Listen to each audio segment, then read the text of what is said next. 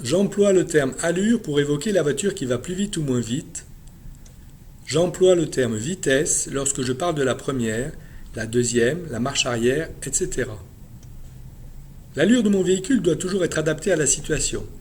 Elle doit être suffisamment lente pour pouvoir réagir et m'arrêter en sécurité à tout instant selon les circonstances, mais aussi suffisamment rapide pour ne pas gêner les autres tout en respectant le code de la route et les limitations de vitesse en vigueur.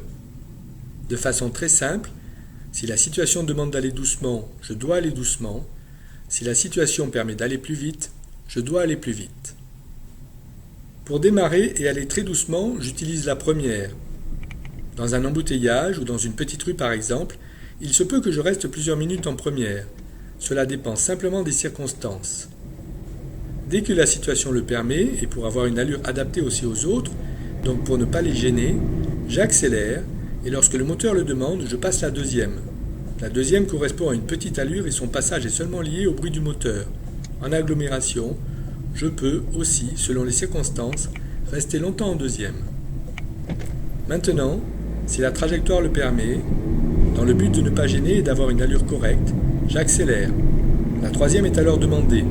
En agglomération, je reste en troisième et ne dépasse pas les 50 km/h. Pour le permis, 52-53 km/h seront tolérés. Pour les zones à 70, la quatrième, et au-delà, la cinquième. Des repères verbaux sont aussi appréciables. La première, pour rouler très doucement. La deuxième, pour rouler doucement. La troisième, pour une allure moyenne.